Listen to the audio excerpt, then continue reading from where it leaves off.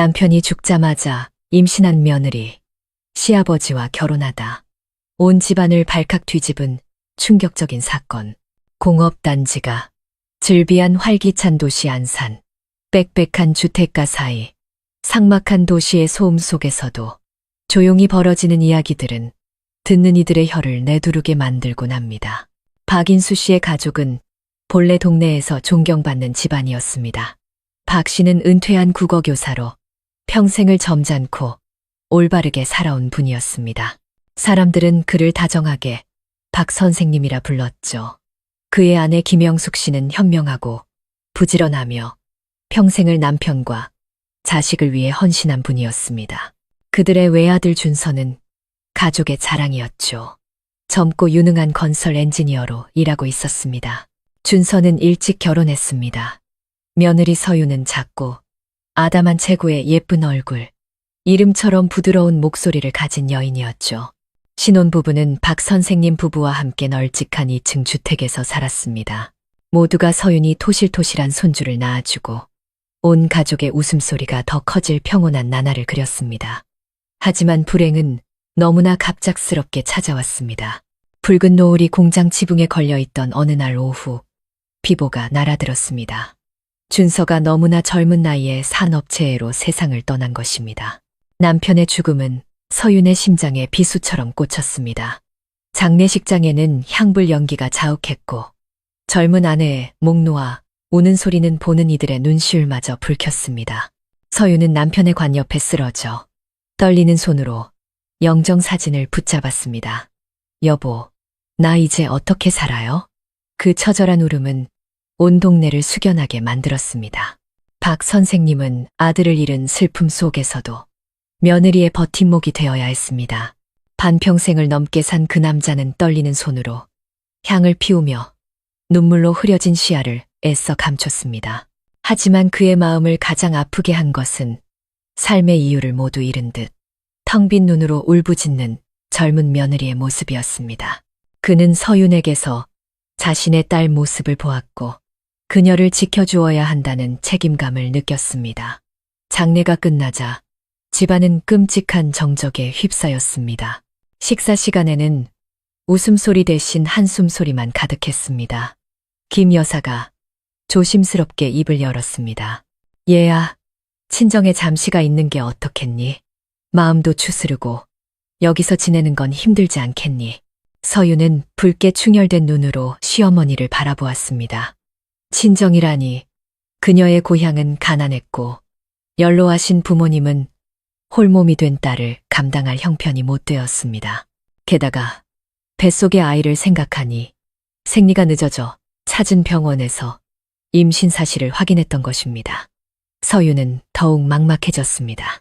서윤이 임신했다는 소식은 모두에게 충격이었습니다.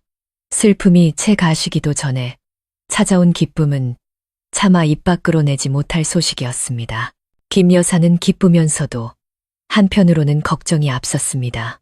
세상 사람들의 입방아에 오를까 두려웠습니다. 아들이 죽자마자 며느리가 임신했다니 남들이 어떻게 생각할지. 가문의 명예를 중시하는 그녀의 마음은 더욱 복잡해졌습니다. 반면 박 선생님은 뱃속의 아이를 죽은 아들과 가족을 이어주는 마지막 끈이라 여겼습니다. 무슨 일이 있어도 지켜야 한다. 그는 단호하게 말했습니다. 그는 밤늦게 서윤을 데리고 산부인과에 갔고 병원 복도에 조용히 앉아 초음파 스피커로 들려오는 태아의 심장 소리에 조용히 눈물을 훔쳤습니다. 그 순간 그는 손주에 대한 애틋함과 함께 이제 모든 짐을 홀로 짊어져야 할 가녀린 며느리에 대한 연민을 느꼈습니다. 그 후로 서윤은 자주 피곤해하고 어지럼증을 느꼈습니다. 박 선생님은 그런 서윤을 세심하게 챙겼습니다. 식사를 거르지 말라고 당부하고 장을 봐주고 우유를 타주고 밥상을 차려주었습니다. 그 관심은 처음엔 아버지의 사랑이었지만 점차 시아버지와 며느리 사이의 경계를 모호하게 만들었습니다. 동네 사람들은 수군거리기 시작했습니다. 박 선생님이 며느리를 너무 과하게 챙기네. 어떤 사람은 농담 반, 진담 반으로 말했습니다. 남편 잃은 며느리라지만 남들 눈이 있는데 조심해야지. 바늘처럼 날카로운 말들은 명예의 상처를 냈습니다. 그 말을 들은 서유는 남몰래 눈물을 흘렸습니다. 서럽고 부끄러웠습니다. 김 여사는 남편에게 넌지시 쏘아붙였습니다. 여보, 처신 좀 바로 하세요. 세상 사람들이 가만두지 않을 거예요. 하지만 박 선생님은 침묵했습니다. 그는 이 집안의 사정을 남들이 이해할 리 없다고 생각했습니다. 남편을 잃고 임신한 채 바람 앞의 촛불처럼 위태로운 젊은 여인, 그는 주변의 따가운 시선에도 아랑곳하지 않고 묵묵히 그녀의 곁을 지켰습니다. 누구도 예상하지 못했습니다. 눈물로 얼룩진 시간 속에서 나눈 보살핌과 위로가 기묘한 감정의 싹을 틔울 줄은. 그 감정은 위태롭고 죄스러웠지만 외면하려 할수록 더욱 선명해졌습니다. 그리고 사람들의 수군거림은 곧 거대한 불길을 일으킬 도화선이 될 것이었습니다. 준서의 장례 후 안산의 그 집은 짙은 슬픔에 잠겨 있었습니다. 아침마다 햇살이 창을 넘어 텅 빈 거실을 비추면 집안의 냉기는 더욱 시리게 느껴졌습니다. 다구는 소리, 출근하는 인부들의 활기찬 목소리가 여전히 들려왔지만 서윤의 마음속은 오직 정적뿐이었습니다. 아침이면 서둘러 작업복을 걸치고 출근하고 저녁이면 다정하게 여보, 밥 먹었어? 라고 묻던 남편의 모습이 이제는 기억 속에만 맴돌았습니다. 서윤은 낡은 침대에 멍하니 앉아 있었습니다. 벽에는 아직 준서의 작업복이 걸려 있었습니다. 흙먼지와 햇볕 냄새가 그대로 배어 있었죠.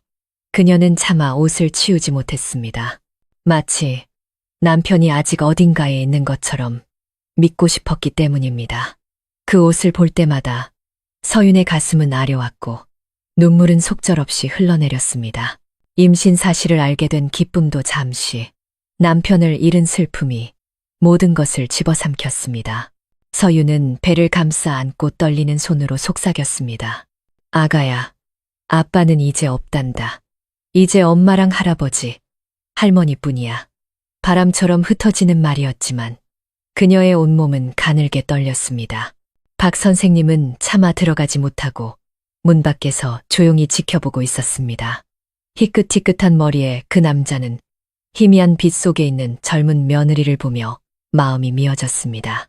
그는 평생 강인하게 살아왔고 수많은 역경을 이겨냈지만 지금처럼 무력감을 느낀 적은 없었습니다. 아들은 죽고 너무나 젊은 며느리는 그의 핏줄을 벤 채 홀로 남았습니다.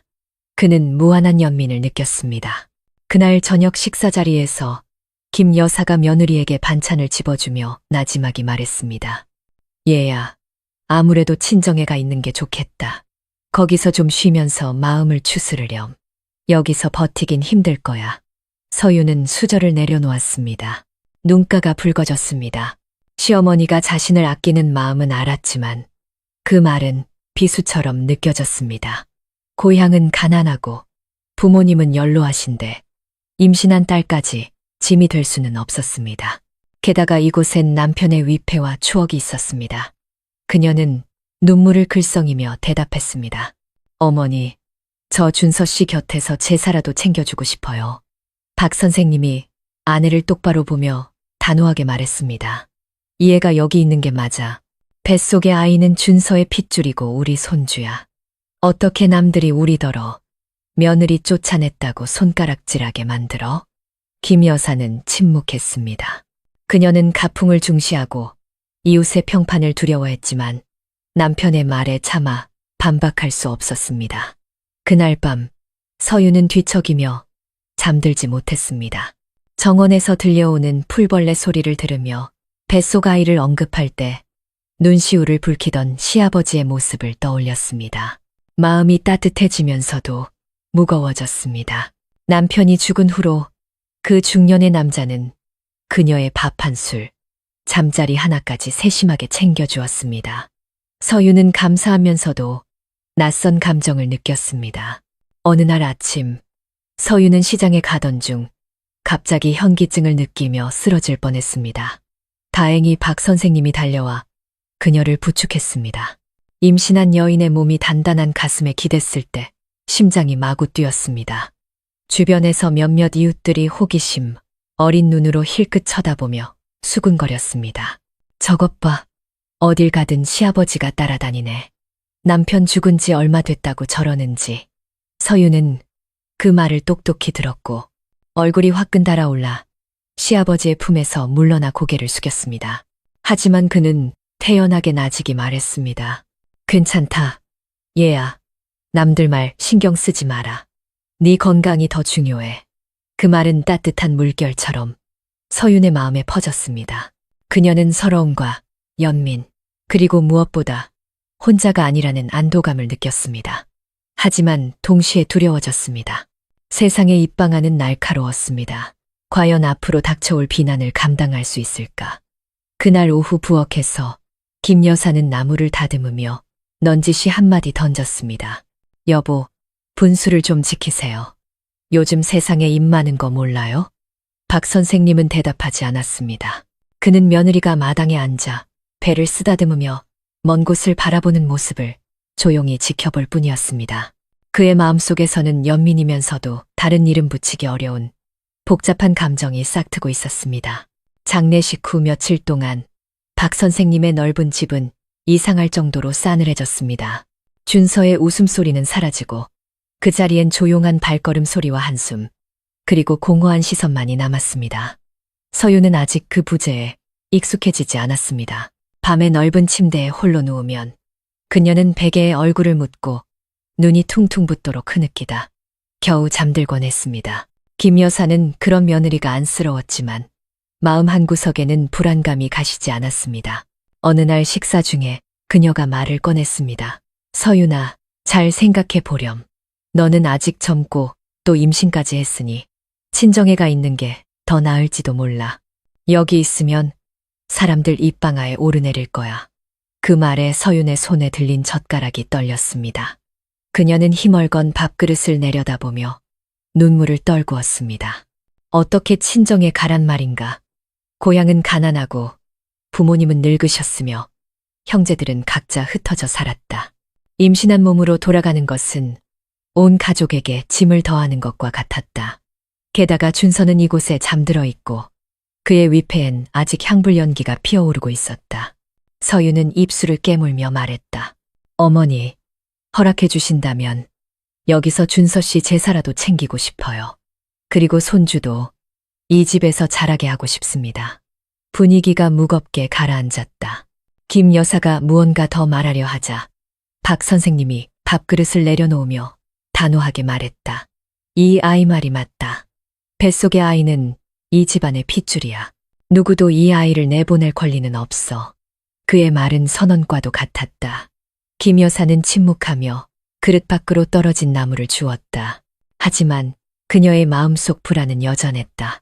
그날 밤 모두가 잠든 후 박 선생님은 툇마루에 홀로 앉아 담배를 피웠다. 담배 연기가 어둠 속에서 맴돌았다. 그는 아내의 말과 며느리의 젖은 눈을 떠올리며 마음이 무거워졌다.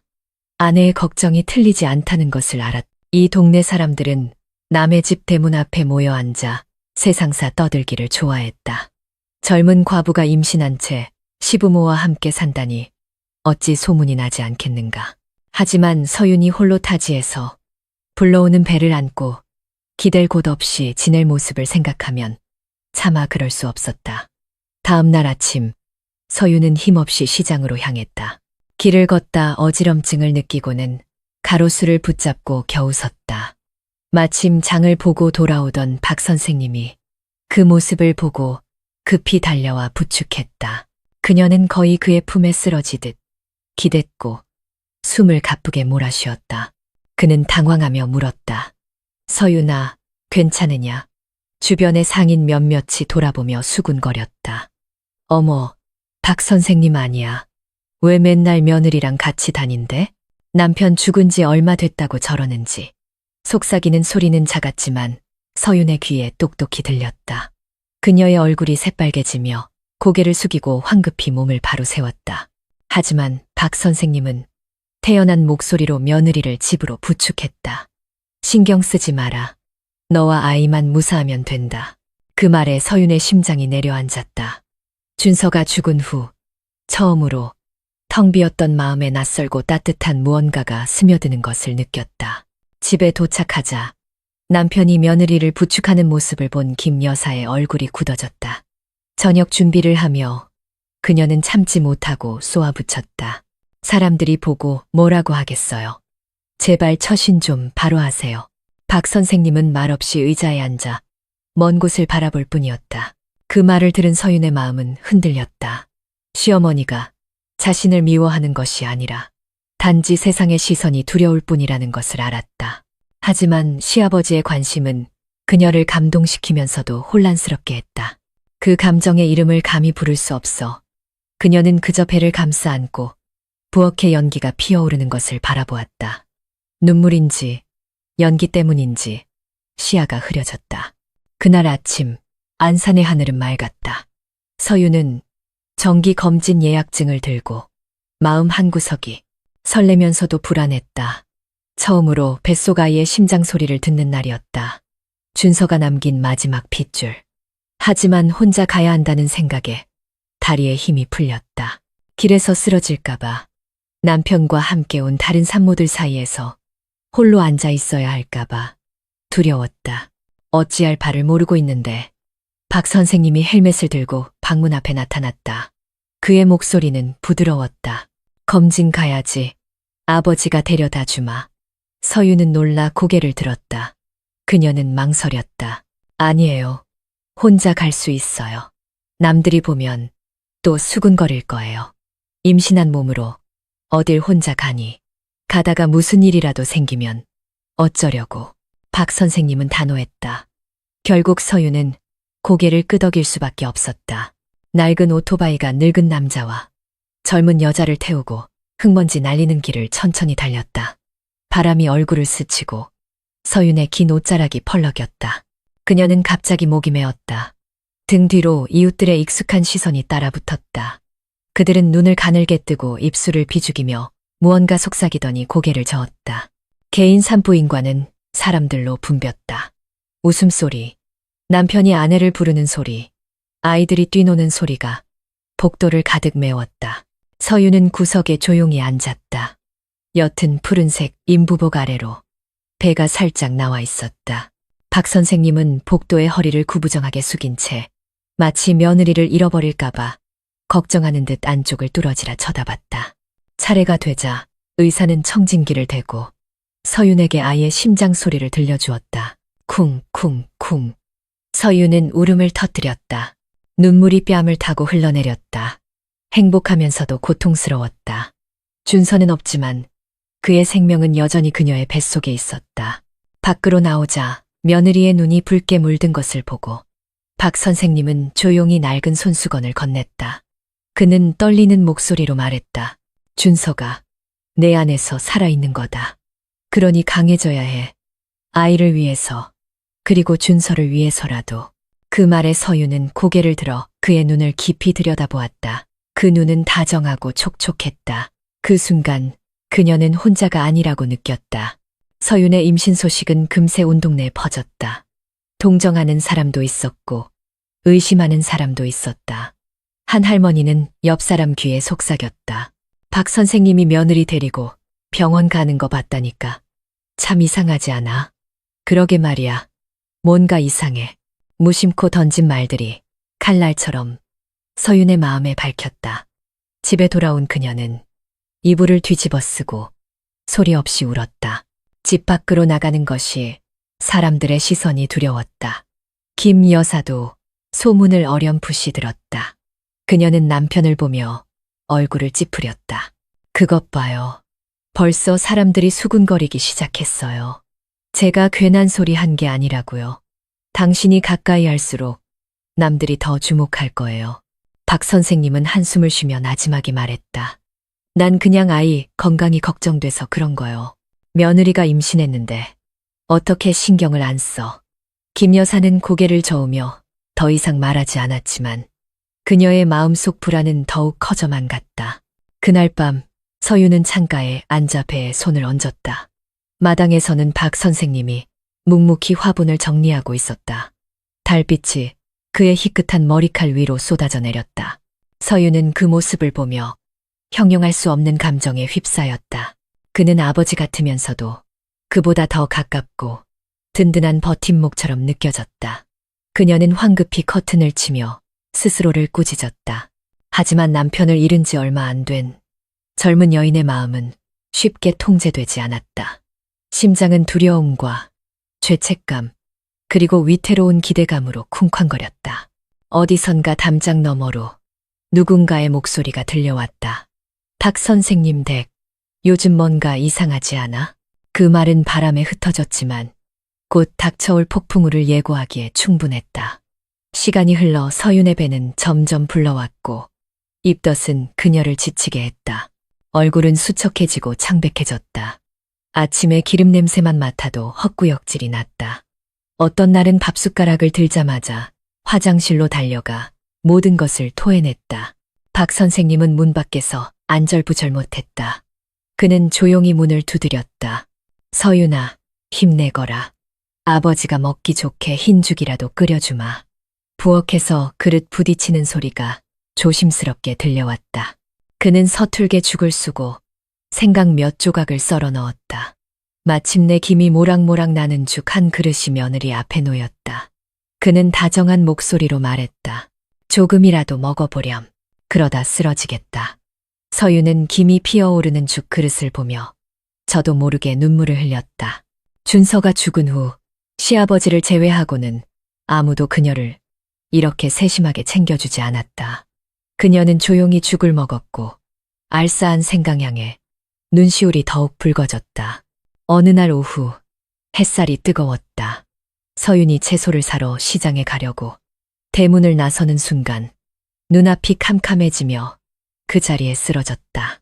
다행히 마당에서 텃밭을 가꾸던 박 선생님이 그 모습을 보고 달려와 며느리를 번쩍 안아들었다. 서윤은 그의 품에서 의식을 잃었다. 머리는 어깨에 기댄 채 머리카락이 흩날렸고 숨결은 희미했다. 그는 당황하여 그녀를 흔들며 불렀다. 심장이 미친 듯이 뛰었다. 서윤아, 정신 차려라. 김 여사가 그 광경을 보고 얼굴이 새하얘졌다. 그녀는 급히 설탕물을 가져오고 부채질을 해댔다. 잠시 후 서윤이 희미하게 눈을 떴다. 자신이 시아버지의 품에 안겨 있는 것을 보고는 얼굴이 새빨개지며 황급히 고개를 돌렸다. 하지만 그 모습은 담장 근처에 서 있던 몇몇 이웃들의 눈을 피하지 못했다. 그들은 수군거렸다. 저것 봐. 박 선생님이 며느리를 안고 있네. 어머, 이상하기도 하지. 무슨 부자 사이가 저렇게 가까워? 그 속삭임은 김 여사의 귀에 비수처럼 꽂혔다. 그녀는 침묵했지만 속은 부글부글 끓어올랐다. 그날 밤 설거지를 하며 그녀가 조용히 말했다. 여보, 사람들이 벌써 이상하게 봐요. 우리가 분수를 지켜야지. 며느리를 아낀다 해도 남들 눈총 받을 일은 하지 말아야죠. 박 선생님은 젓가락을 내려놓고 먼 곳을 바라봤다. 남들이 뭐라든 상관없소. 내 며느리에겐 버팀목이 필요해. 내가 손을 놓으면 누가 저 아이와 뱃속의 아이를 돌봐주겠소. 그의 목소리는 단호했지만 눈에는 언뜻 혼란스러움이 스쳤다. 사실 그 자신도 마음속 감정이 단순히 책임감만은 아니라는 것을 깨닫고 있었다. 수척해진 서윤을 볼 때마다, 그녀의 촉촉한 눈망울과 마주칠 때마다 그의 심장은 미세하게 흔들렸다. 서윤 역시 쓰러졌던 그날 이후로 변했다. 시아버지의 품에 안겼던 아주 짧은 순간, 그녀는 준서에게서 느꼈던 것과 같은 따뜻함과 든든함을 느꼈다. 그녀는 화들짝 놀라며 스스로를 꾸짖었지만 밤이 되면 그 순간이 떠올라 심장이 이상한 박동으로 뛰었다. 그날 밤 서윤은 뒤척이며 배에 손을 얹었다. 그녀는 속삭였다. 아가야, 엄마도 잘 모르겠구나. 할아버지가 엄마를 너무 아껴주시는데 엄마 마음이 너무 혼란스러워. 툇마루에는 박 선생님이 홀로 앉아 있었다. 담뱃불이 어둠 속에서 타올랐다. 밤바람을 타고 동네 사람들의 수군거림이 들려왔다. 박 선생님 댁, 요즘 정말 이상해. 조만간 무슨 일 나겠어. 그는 똑똑히 들었지만 조용히 눈을 감았다. 마음속에는 부끄러움과 단호함, 그리고 벗어날 수 없는 소용돌이에 휘말린 듯한 복잡한 감정이 뒤섞여 있었다. 서윤의 뺨 위로는 눈물이 하염없이 흘러 베개를 적셨다. 앞으로의 길이 결코 쉽지 않을 것임을 알았다. 하지만 그녀는 또한 아무리 부정하려 해도 자신의 마음이 이미 다른 방향으로 향하기 시작했다는 것도 알고 있었다.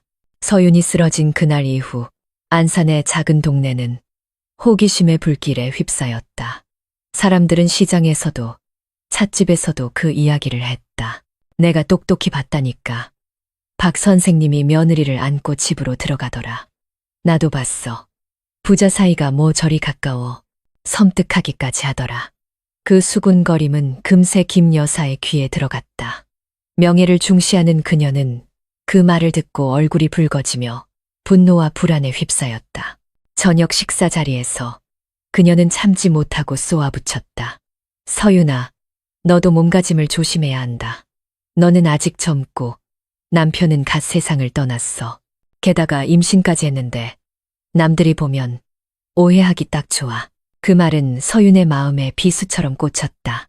손에 든 젓가락이 떨리고 밥그릇 위로 눈물이 뚝뚝 떨어졌다. 그녀는 고개를 들고 작은 목소리로 말했. 죄송해요, 어머니.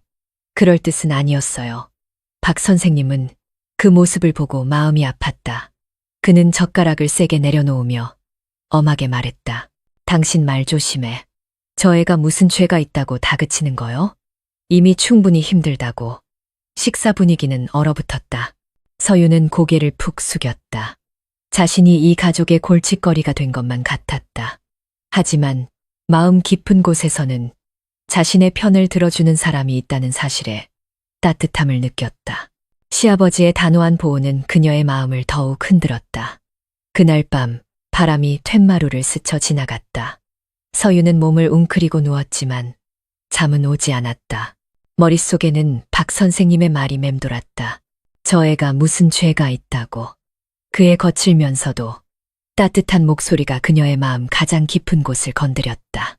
그녀는 문득 그 어깨에 기대고 싶다는 충동을 느꼈다.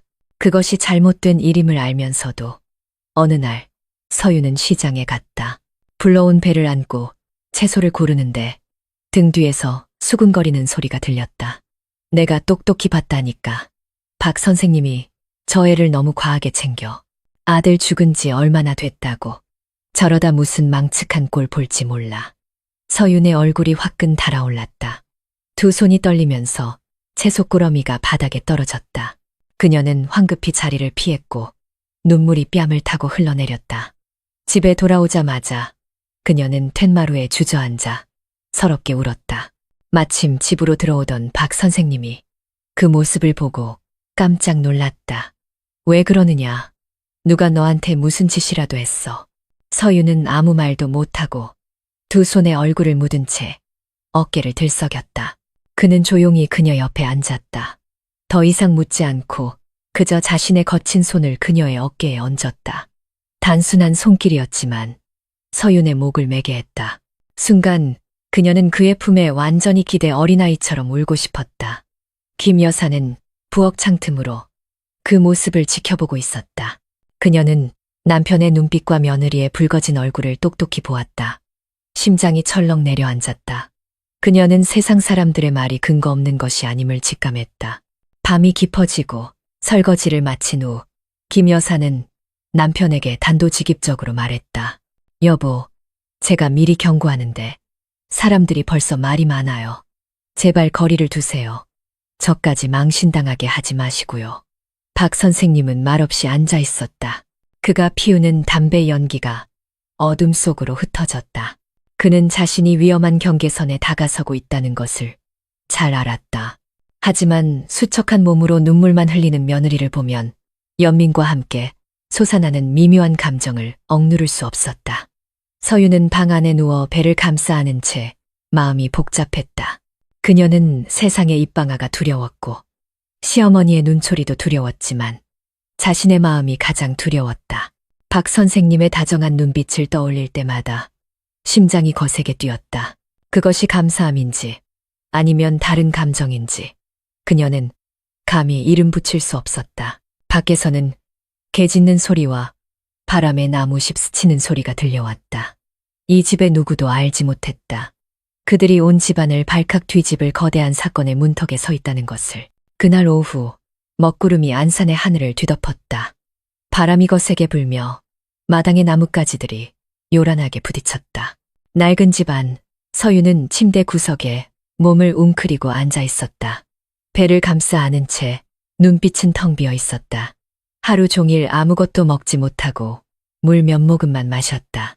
입덧과 세상의 압박감에 몸과 마음이 모두 지쳐 있었다. 오후 늦게 김 여사가 이웃집 잔치를 도우러 나갔다. 집에는 박 선생님과 서윤 둘만 남았다. 며느리의 창백한 얼굴을 본 그는 깜짝 놀랐다. 아무것도 안 먹었지. 아버지가 죽이라도 끓여주마. 서윤의 대답을 기다리지도 않고 그는 부엌으로 가 불을 피우고 쌀을 씻고 생강을 썰었다. 작은 부엌의 매캐한 연기와 알싸한 생강 냄새가 섞여 퍼졌다. 서윤은 허리를 굽히고 있는 시아버지의 뒷모습을 보며 눈시울이 뜨거워졌다. 감사함과 서러움이 뒤섞여 복받쳐 올랐고 그녀는 울음을 터뜨렸다. 박 선생님이 놀라 달려왔다. 왜 그러느냐? 어디 아픈 게냐? 서윤은 고개를 저었지만 눈물은 멈추지 않았다. 약해진 마음에 그녀는 토해내듯 말했다. 너무 무서워요. 사람들이 저를 보고 수군거리고 제가 짐이 된 것 같아요. 그냥 사라져 버리고 싶어요. 그 말에 박 선생님의 심장이 철렁 내려앉았다. 그는 그녀 앞에 앉아 자신의 거친 손으로 그녀의 작고 떨리는 손을 잡았다. 그의 목소리가 메었다. 내 잘못이 아니다. 남들 말에 휘둘리지 마라. 내 곁엔 준서의 아이가 있고 그리고 아버지가 있지 않으냐. 그 순간 두 사람의 시선이 마주쳤다. 서유는 시아버지의 눈에서 걱정뿐만 아니라 다른 감정을 보았다. 깊고 따뜻한 그녀의 심장이 마구 뛰었다. 순식간에 시아버지와 며느리 사이의 경계가 희미해졌다. 하늘에서 천둥이 크게 울렸다. 밖에서는 비가 세차게 쏟아져 내렸다. 부엌 안 두 사람은 숨소리가 들릴 만큼 가까운 거리에서 마주 앉아 있었다. 서유는 감정을 억누르지 못하고 박 선생님의 품에 안겨 오열했다. 그는 그녀를 꽉 껴안았다. 떨리는 손으로 머리를 쓰다듬었고 숨결은 거칠었다. 그때 비를 피하러 잠시 들른 이웃집 아주머니가 그 광경을 목격했다. 그녀는 툇마루에 얼어붙은 채 서 있었다. 눈은 휘둥그레졌고 입에서는 신음이 터져나왔다. 세상에, 이게 무슨 일이야. 그녀는 뒤도 돌아보지 않고 황급히 달려가며 소리쳤다. 여러분, 이것 좀 봐요. 시아버지랑 며느리가 망측한 짓을 하고 있어요. 소문은 불길처럼 번져나갔다. 그날 저녁, 온 동네가 그 이야기로 떠들썩했다. 분노하는 사람, 호기심에 들뜬 사람, 수군거림은 집집마다 퍼져나가 서윤의 심장에 비수처럼 꽂혔다. 김 여사가 돌아왔을 때 이웃들의 웅성거림을 듣고 얼굴이 새하얘졌다. 집에 들어서자 남편과 며느리가 서로 떨어져 앉아 있었지만 두 사람의 눈은 붉게 충혈되어 있었다. 그녀는 절규했다. 세상에, 내가 평생 당신을 믿고 살았는데 어떻게 이런 망신을 당하게 할 수 있어요. 김 여사의 비명은 무거운 공기를 갈랐다. 서유는 두려움에 떨며 배를 감싸 안았다. 박 선생님은 아무 말도 못한 채 굳어 있었다. 그의 눈에는 죄책감과 함께 이미 통제를 벗어난 상황에 대한 단호함이 서려 있었다. 그날 밤 집안은 숨막힐 듯한 침묵에 잠겼다. 밖에서는 비가 여전히 세차게 내렸고 이웃들의 속삭임이 빗소리에 섞여 들려왔다. 각자의 마음속에서는 거센 폭풍이 몰아치기 시작했다. 그리고 이제 더 이상 되돌아갈 길이 없다는 것을 그들은 모두 알고 있었다. 그날 밤의 비는 시작에 불과했다. 다음 날 아침, 소문은 안산의 작은 동네 전체로 퍼져나갔다. 사람들은 박 선생님의 집 앞을 지나가며 호기심 어린 눈으로 훔쳐보았고 입으로는 끊임없이 수군거렸다. 세상에, 시아버지랑 며느리라니 정말 기가 막힌 일이야. 박 선생님, 댁이 원래 점잖은 집안 아니었어. 어쩌다 저런 꼴이 됐대. 김 여사님만 불쌍하지. 평생 고생만 하다가 늙어서 저런 망신을 당하고 칼날 같은 말들이 문틈으로 스며들었다. 집안에서 김 여사는 넋이 나간 사람 같았다. 밤새 한숨도 못 잔 그녀는 분노와 고통에 몸서리쳤다. 방구석에 조용히 앉아 배를 감싸고 있는 며느리를 보자 혐오감이 치밀어 올랐다. 그녀는 며느리를 손가락질하며 떨리는 목소리로 소리쳤다. 서윤아, 당장 이 집에서 나가. 너 같은 애 때문에 우리 집안 더럽히는 꼴은 못 본다. 서윤은 망연자실했다. 눈물이 앞을 가렸다. 그녀는 무릎을 꿇고 애원했다. 어머니, 제발 저를 내쫓지 마세요. 제가 잘못했지만 고의는 아니었어요. 너무 외롭고 서러워서. 닥쳐. 김 여사가 울부짖었다. 내가 이제 무슨 낯으로 친척들을 보고 이웃들을 보겠니. 지금까지 침묵하던 박 선생님이 그제야 벌떡 일어섰다. 그의 목소리는 낮았지만 단호했다. 이 아이는 아무데도 안 가. 여긴 이 아이 집이야. 이 집안 며느리고 내 손주 엄마라고. 당신이 지금 제정신으로 하는 소리예요? 김 여사가 기가 막혀 소리쳤다. 사람들이 당신을 뭐라고 욕하는지 알기나 해요? 아비라는 사람이. 그녀는 말을 잇지 못하고 주저앉아 얼굴을 감싸고 통곡했다. 온 집안이 숨막히는 침묵에 잠겼다. 서유는 바닥에 꿇어앉은 채 가녀린 어깨를 떨었다. 어떤 변명을 해도 아무도 믿어주지 않을 것이고 용서해주지도 않을 것임을 알았다. 세상의 입방아는 그녀의 모든 퇴로를 막아버렸다. 그날 오후 소문을 들은 먼 친척들까지 찾아왔다. 마당에서는 질책하는 소리가 울려 퍼졌다. 이 집안은 이제 얼굴도 못 들고 다니게 생겼어. 서윤아, 너는 정말 못된 며느리구나. 감히 시아버지를 탐해. 박서방, 이런 짓을 하고도 남을 가르칠 자격이 있다고 생각하나. 쏟아지는 말들은 보이지 않는 매질처럼 서윤을 내리쳤다. 그녀는 주저앉아 떨리는 손으로 배를 감쌌다. 박 선생님이 앞으로 나서며 사람들을 똑바로 쳐다보았다. 그의 목소리는 단호했다. 욕을 하려거든 절을 하십시오. 이 아이는 건드리지 마세요. 모든 잘못은 저에게 있습니다. 군중은 잠시 멈칫하더니 더욱 소란스러워졌다. 누군가 비웃으며 말했다. 자네가 잘못했다고 인정하는 건가? 정말 수치스러운 줄도 모르는군. 박 선생님은 더 이상 논쟁하지 않았다. 말을 할수록 상황만 악화될 뿐이라는 것을 알았다. 그는 그저 며느리 앞을 막아선 채 흔들림 없는 눈빛을 유지했다. 그 눈빛에는 죄책감과 함께 물러서지 않겠다는 결의가 담겨 있었다. 밤이 깊었지만 집안의 불은 꺼지지 않았다. 서유는 침대에 앉아 소리 없이 눈물을 흘렸다. 박 선생님은 툇마루에 앉아 담배를 태웠다. 그는 오늘부터 온 가족이 세상의 경멸 속에서 살아가야 한다는 것을 알았다. 하지만 그의 마음속에는 이미 무언가 정해져 있었다. 그는 결코 손을 놓지 않을 것이다. 다른 방, 김 여사는 벽을 향해 돌아누워 눈물로 베개를 적셨다. 그녀는 평생의 노력이 물거품이 된 것 같았다.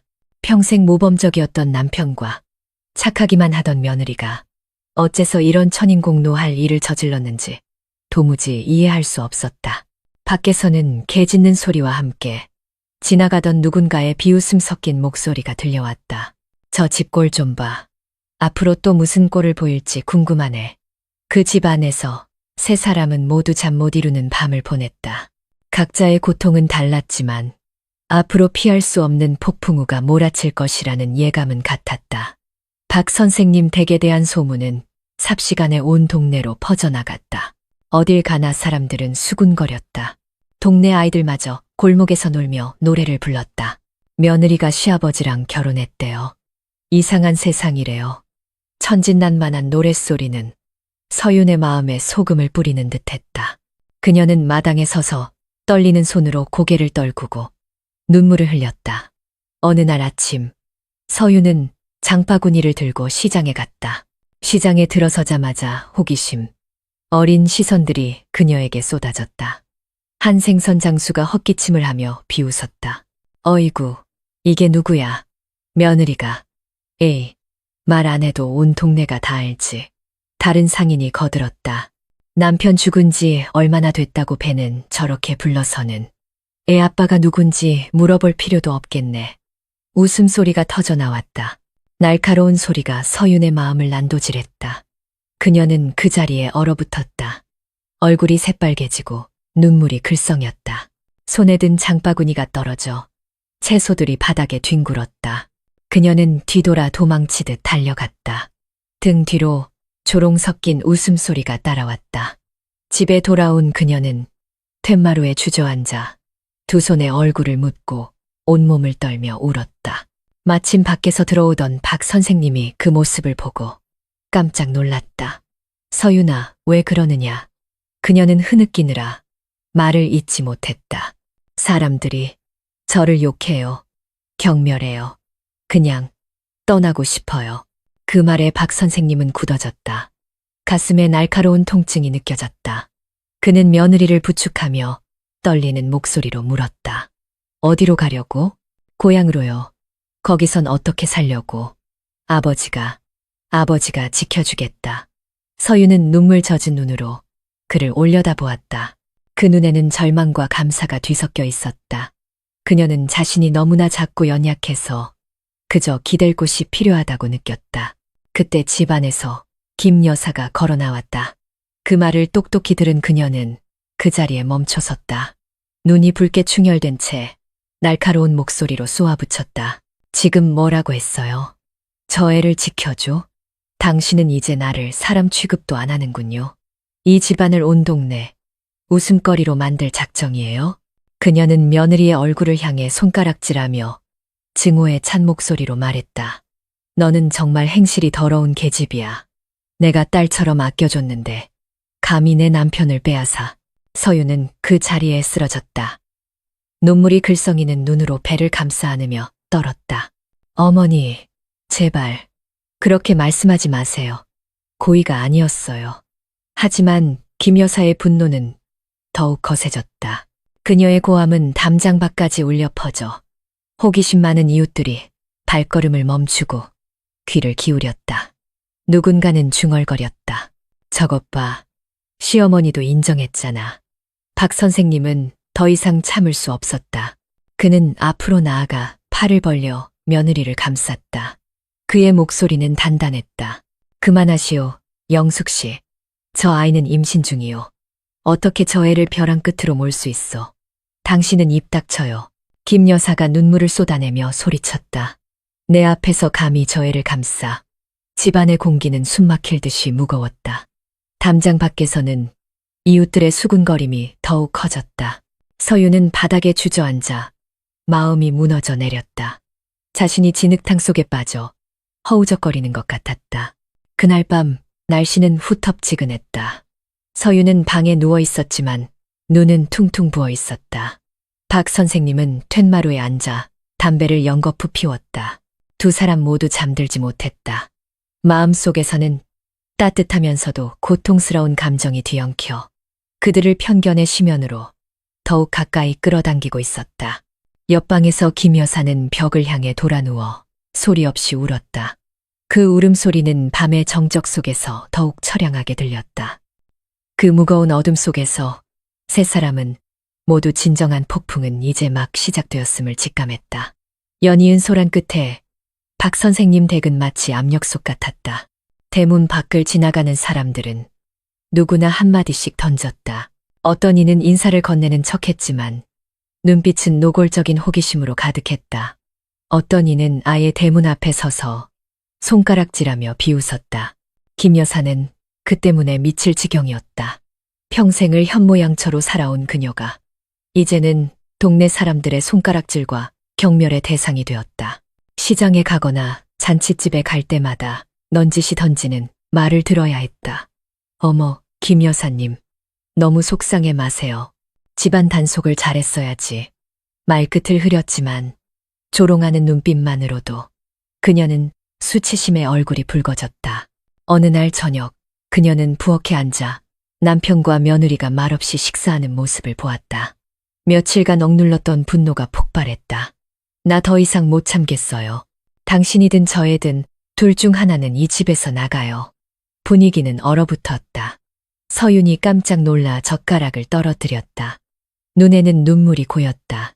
박 선생님이 밥그릇을 내려놓으며 차분하지만 단호하게 말했다. 내가 말했잖소. 이 아이는 아무데도 안 가. 당신 미쳤어요? 김 여사가 소리쳤다. 당신이 지금 우리 집안 전체에 먹칠을 하고 있다는 걸 몰라요? 사람들이 밖에서 저주를 퍼붓는데 후손들까지 고개 숙이고 살게 할 작정이에요? 서유는 그 말 한마디 한마디가 칼날처럼 느껴졌다. 그녀는 떨며 일어서서 더듬거리며 말했다. 어머니, 제가 짐이 된다면 제가 떠날게요. 저 때문에 가정이 깨지는 건 원치 않아요. 말을 마친 그녀는 뒤돌아 대문으로 향했다. 박 선생님이 놀라 달려가 그녀의 손을 꽉 잡았다. 어딜 가려고 임신한 몸으로 길거리를 헤맬 작정이냐. 안 된다. 그의 눈빛은 너무나 단호해서 서유는 그 자리에 멈춰서서 눈물을 쏟았다. 하지만 그 모습은 김 여사의 분노에 기름을 부었다. 그녀는 식탁을 세게 내리치며 소리쳤다. 당신 정말 눈이 멀었군요. 저 애를 감싸느라 안 해도 가풍도 다 잊었어. 내가 맹세컨대 당신들 두 사람의 진짜 모습을 온 세상에 알리고 말겠어. 그 악독한 맹세는 벼락처럼 내리꽂혔다. 서유는 오열했고 박 선생님은 망연자실했다. 그는 이제 이웃뿐만 아니라 아내마저 가장 무서운 적이 될 것임을 직감했다. 아니나 다를까 다음 날부터 김 여사는 행동에 나섰다. 그녀는 친척 집을 찾아다니며 울면서 하소연했다. 아주버님, 형님, 제 남편이 늙어서 주책 없이 며느리랑 눈이 맞았어요. 전 이제 수치스러워서 고개도 못 들고 살겠어요. 소문은 더욱 멀리, 더욱 악의적으로 퍼져나갔다. 사람들은 더 이상 수군거리지 않고 대놓고 욕을 했다. 아이들은 박 선생님 댁 대문 앞을 지나가며 소리쳤다. 콩가루 집안, 콩가루 집안. 서유는 방 안에 앉아 귀를 막고 배를 감쌌다. 눈물이 하염없이 흘렀다. 온 세상이 자신을 나락으로 밀어넣는 것 같았다. 모든 것을 포기하고 싶은 충동에 휩싸였지만 뱃속 아이의 희미한 발길질이 그녀를 현실로 되돌려 놓았다. 그녀는 무너질 수 없었다. 박 선생님은 날마다 수척해지는 며느리를 보며 마음이 찢어지는 듯했다. 그는 이대로 가다가는 두 사람 모두 세상의 비난에 파묻혀 죽을지도 모른다고 생각했다. 하지만 서윤의 절망적인 눈빛을 보면 그의 결심은 더욱 굳어졌다. 온 세상이 나를 욕하더라도 저 아이만큼은 내가 지켜야 한다. 밤이 깊어지고 고요한 집안에서 세 사람은 각자의 방에서 잠 못 이루며 고통을 삼켰다. 밖에서는 풀벌레 소리와 개 짖는 소리가 들려왔다. 밤바람은 창틈으로 스며들어 결코 그치지 않는 비웃음과 조롱을 실어 날랐다. 그 가족은 이미 너무 멀리 와버렸고 앞길에는 오직 폭풍우뿐이라는 것을 알고 있었다. 김 여사가 사방에 소문을 퍼뜨린 후 안산의 그 집은 폭풍의 한가운데에 놓였다. 매일 아침 대문을 열면 박 선생님은 누군가 일부러 던져넣은 쓰레기 쪽지들을 발견했다. 거기에는 시아버지와 며느리, 수치스러운 것들, 같은 악독한 글씨가 휘갈겨져 있었다. 어떤 날은 썩은 닭 시체를 대문 앞에 던져놓아 악취가 진동하기도 했다. 김 여사는 완전히 다른 사람이 된 것 같았다. 너무 많이 울어 얼굴은 야위었고 눈은 항상 붉었지만 증오로 가득 차 있었다. 어느 날 저녁 식사 자리에서 그녀가 밥그릇을 내려놓으며 날카롭게 말했다. 마지막으로 말할게요. 당신이든 저 애든 둘 중 하나는 이 집을 나가요. 난 이 치욕 속에서 더는 못 살겠어요. 공기가 얼어붙었다. 서유는 굳어진 채 떨리는 손으로 배를 감쌌다. 박 선생님이 고개를 들었다. 그의 목소리는 느렸지만 단호했다. 이 아이는 아무데도 안 가. 나도 마찬가지고. 당신이 정 못 견디겠으면 당신이 나가시오. 그의 말은 김 여사의 마지막 희망마저 끊어버리는 비수와 같았다. 그녀는 얼굴을 감싸고 통곡했다. 당신 정말 양심도 없는 사람이군요. 이젠 나를 사람 취급도 안 하는군요. 그 울음소리는 애절했지만 박 선생님의 결심을 흔들지는 못했다. 그는 며느리를 돌아보았다. 그녀는 그 자리에 얼어붙은 채 흰밥 위로 눈물을 뚝뚝 흘리고 있었다. 그는 자신의 마음이 이미 선택을 내렸고 더 이상 돌아갈 길이 없음을 알았다. 그날 밤 서유는 방 안에 조용히 앉아 배를 감쌌다. 아이는 끊임없이 발길질을 하며 그녀가 무너질 수 없다는 것을 상기시켜 주었다. 하지만 압박감은 너무나 컸다. 세상의 입방아, 시어머니의 증오 어린 눈빛, 마음속의 죄책감이 그녀를 쇠약하게 만들었다. 한밤중 갑작스러운 복통이 찾아왔다. 서유는 침대 틀을 붙잡고 식은땀을 뻘뻘 흘렸다. 그녀는 희미하게 불렀다. 아버님, 아버님. 소리를 들은 박 선생님이 급히 달려왔다. 며느리가 창백한 얼굴로 입술이 파래진 것을 보고 그는 당황하여 그녀를 번쩍 안아들고 쏟아지는 빛 속으로 뛰쳐나갔다. 김 여사는 문 앞에 얼어붙은 채 서 있었다. 눈은 휘둥그레졌고 심장이 철렁 내려앉았다. 그녀는 남편이 며느리를 꼭 껴안고 빛 속으로 뛰어가는 모습을 보며 마음속에서 고통과 증오, 그리고 무력감이 뒤섞인 복잡한 감정이 솟아올랐다. 병원에서 의사는 미간을 찌푸렸다. 조산기가 있습니다. 절대 안정이 필요해요. 조금만 늦었으면 산모와 아이 모두 위험할 뻔했습니다. 그 말에 박 선생님은 안도의 한숨을 내쉬었지만 식은땀은 멈추지 않았다. 그는 복도에 주저앉아 두 손을 깍지 낀 채 눈시울을 붉혔다. 마음속에서는 서윤과 아이를 잃을지도 모른다는 생전 처음 느껴보는 두려움이 밀려왔다. 서윤이 깨어났을 때 붉게 중혈된 눈으로 자신을 지키고 있는 그를 보았다. 그녀는 울음을 터뜨리며 그의 손을 떨리는 손으로 잡았다. 죄송해요. 저 때문에 아버님까지 고생하시고. 하지만 이제 어떻게 살아야 할지 모르겠어요. 그는 그녀의 작은 손을 꽉 잡으며 메인 목소리로 말했다. 내 잘못이 아니다. 모두 내 잘못이야. 하지만 걱정 마라. 온 세상이 우리에게 등을 돌려도 나는 절대 내 손을 놓지 않을 테니. 집에서 김 여사는 며느리가 입원했다는 소식을 듣고 마음이 복잡했다. 그녀는 홀로 앉아 눈물을 뚝뚝 흘렸다. 서윤을 집에서 내쫓으면 모든 것이 해결될 거라 생각했다. 하지만 그 아이가 생사의 기로에 놓였다는 사실에 그녀의 마음은 찢어질 듯 아팠다. 아무리 증오해도 서윤은 그녀가 한때 딸처럼 아꼈던 며느리였다. 그날 밤 병원에서는 비가 여전히 세차게 내렸다. 박 선생님은 서윤의 손을 꼭 잡은 채 곁을 지켰다. 늙은 남자와 젊은 여자는 벗어날 수 없는 거대한 소용돌이에 함께 휘말려 있었다. 그들은 가장 큰 폭풍이 아직 앞에 남아있다는 것을 알고 있었다. 며칠간의 입원 끝에 서윤의 건강은 점차 안정되었다. 여전히 몸은 약했지만 뱃속 아이가 건강하다는 사실에 눈빛에는 조금이나마 생기가 돌았다. 박 선생님은 밤낮으로 그녀 곁을 지켰다. 머리가 희끗한 노인이 정성스럽게 땀을 닦아주고 이불을 덮어주는 모습은 간호사들 사이에서 동정 반, 의아한 반의 속삭임을 낳았다. 서윤이 조산기로 입원했다는 소식은 금세 시댁 친척들의 귀에 들어갔다. 어느 날 아침, 서윤이 막 퇴원하여 집에 돌아왔을 때였다. 쉬기도 전에 마당이 오토바이 소리와 발걸음 소리로 시끄러워졌다. 크고 작은 아버지들과 고모, 숙모들이 줄지어 들이닥쳤다. 모두의 얼굴은 굳어 있었고 눈빛은 무거웠다.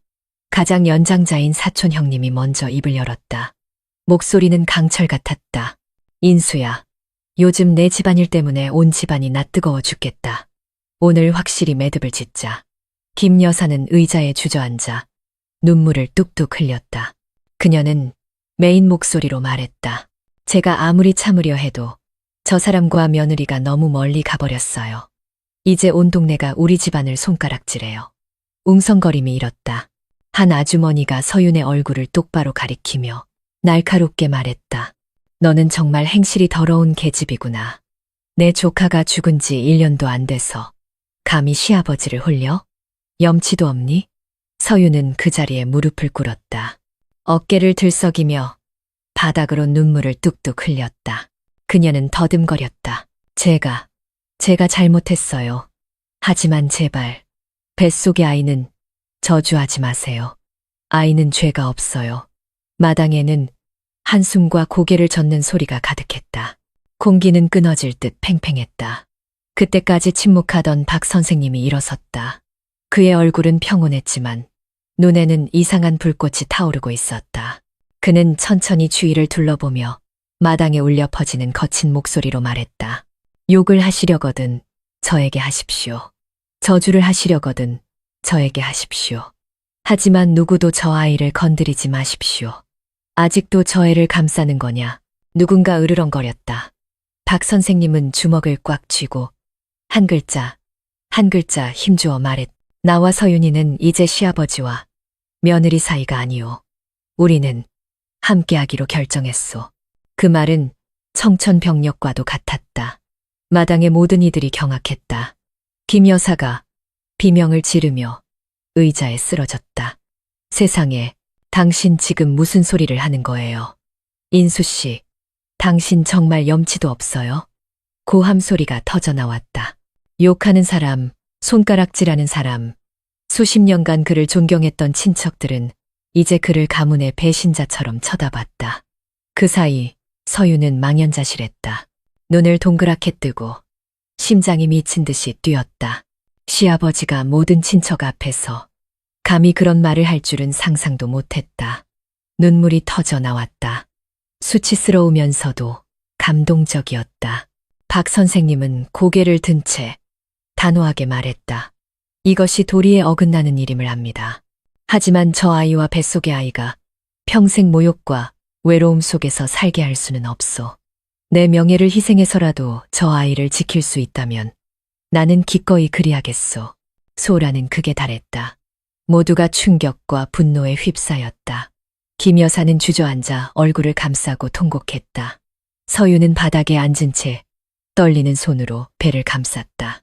마음속에서는 두려움과 함께 끝없는 감사함이 솟아올랐다.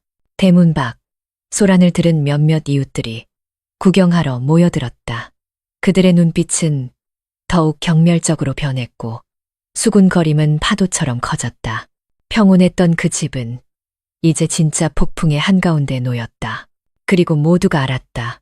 그 충격적인 선언 이후 박 선생님과 서윤의 인생은 더 이상 돌아갈 수 없는 길로 접어들었다는 것을. 박 선생님의 충격적인 선언 이후 마당의 분위기는 폭발할 듯했다. 누군가는 고함을 질렀고 누군가는 손가락질했다. 모든 비난이 그와 서윤에게 쏟아졌다. 인수야, 너 미쳤구나. 한 큰아버지가 탁자를 내리쳤다. 네가 가풍을 버리고 조상님 얼굴에 먹칠을 할 작정이냐.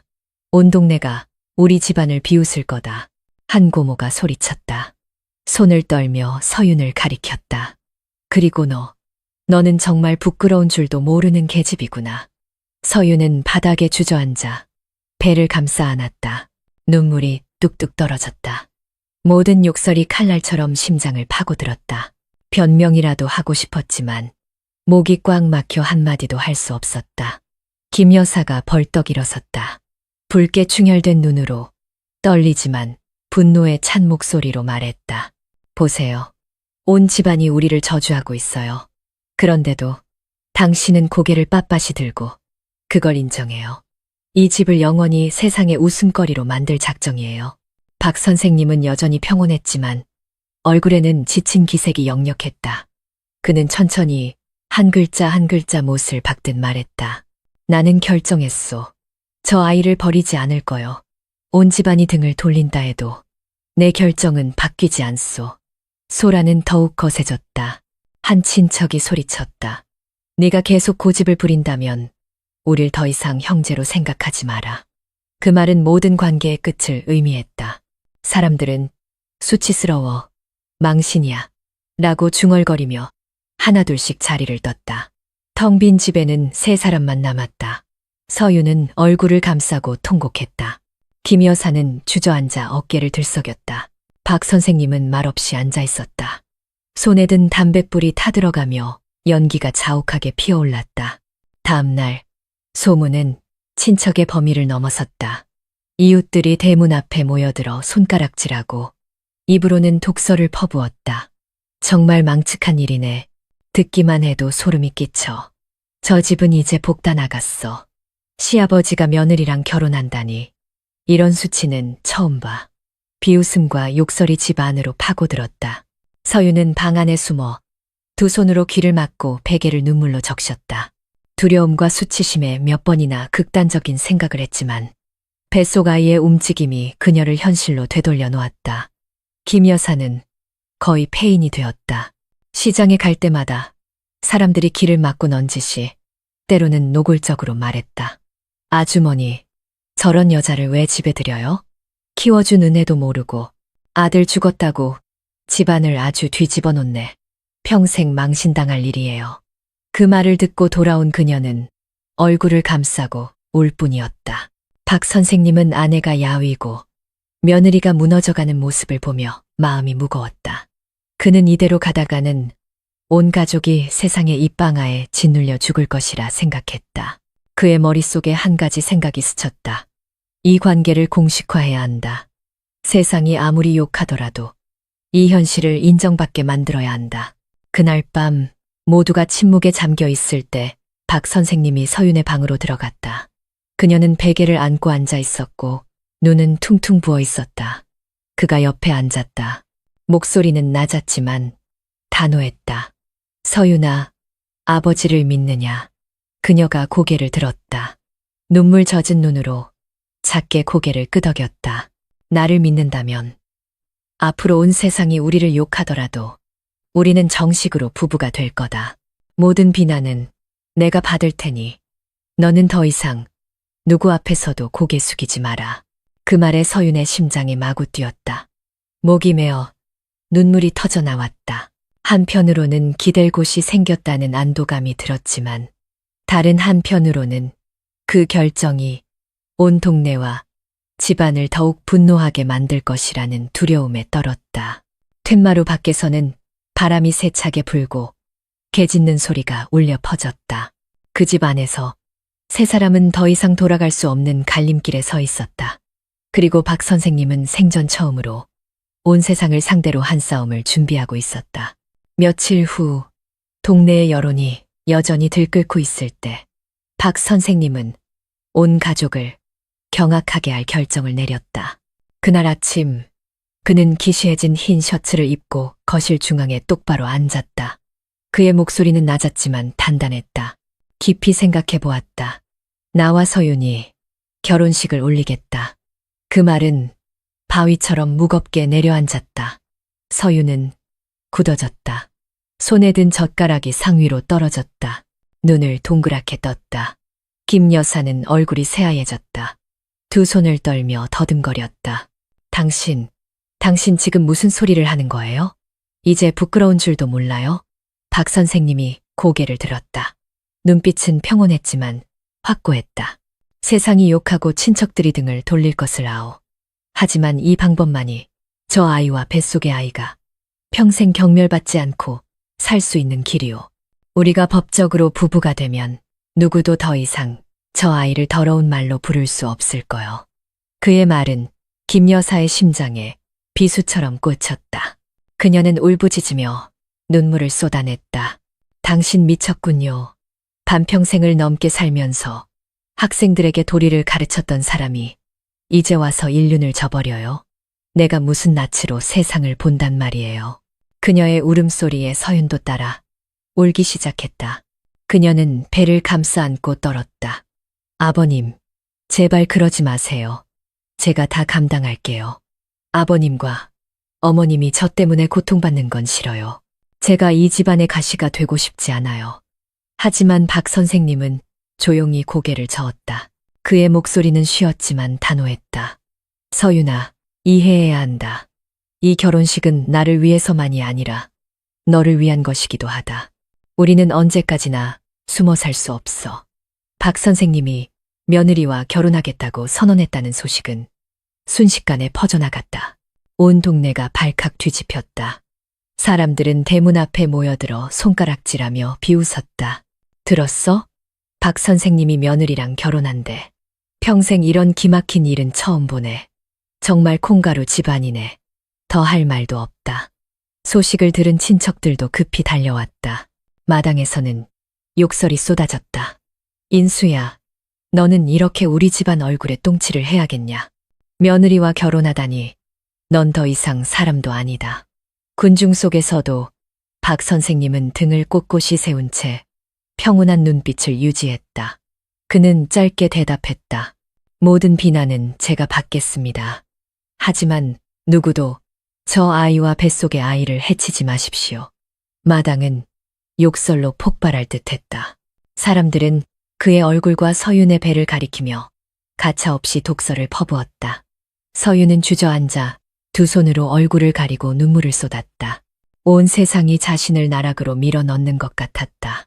김 여사는 그 자리에서 기절하고 말았다. 사람들이 그녀를 부축해 안으로 옮기며 흔들고 불렀다. 아내가 쓰러지는 모습을 본 박 선생님의 마음은 잠시 아팠지만 그의 눈빛은 여전히 확고했다.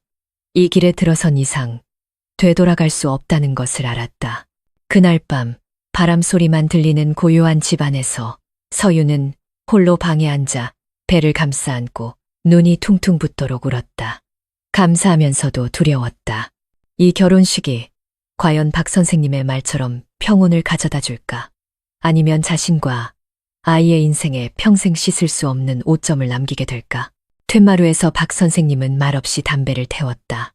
그의 눈에는 피로와 함께 무서울 정도의 결의가 서려 있었다. 그는 혼잣말처럼 속삭였다. 온 세상이 반대하더라도 나는 해야만 한다. 박 선생님이 며느리와 결혼하기로 결심했다는 소식은 동네에 떨어진 폭탄과도 같았다. 매일같이 그의 집 대문 앞에는 사람들이 모여들어 손가락질했다. 어떤 이는 지나가는 척했지만 호기심 어린 눈은 집안 구석구석을 훑었다. 다른 이들은 숨기지도 않고 대놓고 욕설을 퍼부었다. 세상에 시아버지가 며느리랑 결혼하다니 이런 망측한 일이 있나. 정말 콩가루 집안이야. 집안의 수치다. 김 여사는 며칠 만에 깡마르고 말았다. 거의 먹지도 마시지도 않았고 눈은 퀭했으며 머리는 헝클어졌다. 남편을 볼 때마다 그녀는 울음을 터뜨리며 갈라진 목소리로 말했다. 차라리 날 죽여요. 이렇게 수치스럽게 살게 하지 말고. 하지만 박 선생님은 확고했다. 그는 조용히 혼인신고 절차를 알아보고 아는 사람을 통해 서류를 준비했다. 돌아오는 길, 그의 얼굴은 햇볕에 그을렸지만 눈빛은 이상하게 빛났다. 그는 단호하게 말했다. 내 아이와 손주가 어둠 속에서 살게 할 수는 없소. 온 동네가 저주를 퍼붓더라도 이 결혼식은 해야만 하오. 그 말을 들은 서윤은 망연자실했다. 그녀는 몇 시간이고 방 안에 조용히 앉아 배를 쓰다듬었다. 마음이 복잡했다. 시아버지가 자신을 보호하고 관계를 합법화하기 위해 이런다는 것을 알았지만 마음 깊은 곳에서는 여전히 두려움에 떨었다. 과연 이 결혼식이 저 욕설들을 잠재울 수 있을까? 아니면 더 크게 만들 뿐일까? 결혼식 준비가 시작되자 박 선생님은 인부를 불러 마당에 천막을 치게 했다.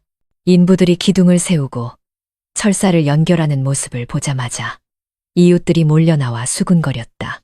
세상에 정말로 하네. 며느리를 아내로 맞는다니 귀신을 집에 들이는 꼴이야. 어떤 이는 일부러 지나가며 독설을 던졌다.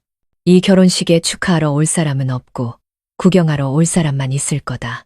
서윤은 모든 것을 들었다. 눈물이 글썽였다. 그녀는 방으로 숨어들어 커튼을 굳게 닫고 밖을 보지 않았다. 무거운 배는 그녀를 더욱 지치게 했지만 그녀를 정말로 무너뜨린 것은 세상에 입방하였다. 김 여사는 길길이 날뛰었다. 그녀는 마당으로 뛰쳐나가 인부의 손에서 대나무 기둥을 빼앗아 들고 소리쳤다. 다 치워요. 이 수치스러운 결혼식은 우리 집에서 열 수 없어. 박 선생님이 다가왔다. 그의 목소리는 단단했다. 나를 욕하고 미워해도 좋소. 하지만 내가 결정한 이상 아무도 막을 수 없소. 이것이 저 아이와 뱃속의 아이가 고개 들고 살 수 있는 유일한 길이요. 그 말에 김 여사는 그 자리에 얼어붙었다. 그녀는 툇마루에 주저앉아 통곡했다. 소문은 불길처럼 번져나갔다. 온 친척이 몰려와 소리치고 의절하겠다고 협박했다. 하지만 그 모든 것 앞에서 박 선생님은 침묵했다. 그의 모습은 폭풍 속의 고목처럼 단단했다. 서윤은 갇혀버린 새끼 새 같았다. 그녀는 배를 감싸 안고 마음이 어지러웠다. 모든 것으로부터 도망치고 싶으면서도 뱃속의 작은 생명 때문에 손을 놓을 수 없었다. 밤이 되자 그녀는 배에 손을 얹고 속삭였다. 아가야, 엄마는 어떻게 해야 할까? 할아버지는 모든 것을 희생하려 하시는데 엄마는 너무 무서워. 밖에서는 천막이 거의 다 세워졌다. 플라스틱 의자들이 쌓여 있고 붉은색 천이 덮여 작은 동네에서 유독 눈에 띄었다. 지나가는 사람마다 걸음을 멈추고 경멸의 눈빛을 보냈다. 온 동네가 떠들썩했다. 모두가 결혼식 날을 기다렸다. 축하하기 위해서가 아니라 역사상 전례 없는 사건. 그들의 눈에는 한 가족의 완전한 몰락을 직접 목격하기 위해서였다. 결혼식 날, 안산의 하늘은 흐렸다. 잿빛 구름이 잔뜩 낀 것이 불길한 징조 같았다. 박 선생님의 집마당에는 천막이 세워져 있었고 붉은 천이 바람에 펄럭였다. 플라스틱 의자들이 줄지어 놓여 있었다. 하지만 시끌벅적한 다른 결혼식과 달리 이곳에는 수군거림과 비웃음, 그리고 노골적인 시선만이 가득했다. 아침부터 이웃들이 몰려들었다. 골목 어귀까지 사람들로 가득 찼다. 꽃이나 선물을 들고 온 사람은 아무도 없었고 오직 호기심과 경멸만을 가지고 왔다. 누군가 입술을 비죽이며 말했다. 농담인 줄 알았더니 진짜로 하네. 시아버지가 며느리랑 결혼하다니 세상이 미쳐 돌아가는구나. 이건 결혼식이 아니라 그냥 구경거리야. 누가 축복하겠어. 시댁 친척들도 몰려왔다. 모두의 얼굴은 굳어 있었다. 한사촌 형님이 대문 앞에서 큰 소리로 외쳤다. 인수야, 너 부끄러운 줄도 모르냐. 오늘 네가 하는 짓은 온 집안을 진흙탕에 처박는 짓이다. 그 고함 소리에 온 동네가 웅성거리며 동조했다. 집안에서 서유는 단순한 웨딩드레스를 입고 있었다.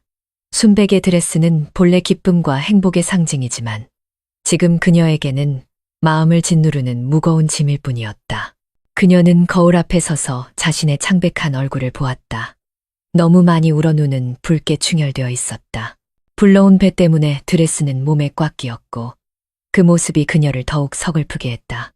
김 여사는 구석에 앉아 있었다. 상복 같은 어두운 색 옷을 입고 머리는 헝클어져 있었다. 그녀는 며느리도 남편도 쳐다보지 않고 그저 고개를 숙이고 울고 있었다. 그 울음소리 하나하나가 듣는 이의 마음을 아프게 했다.